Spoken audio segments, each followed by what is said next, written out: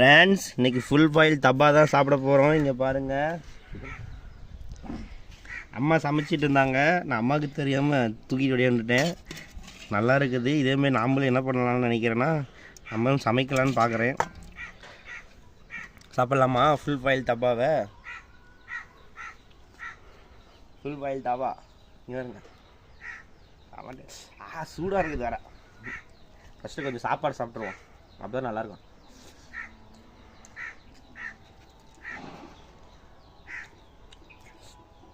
சுடுது ஃப்ரெண்ட்.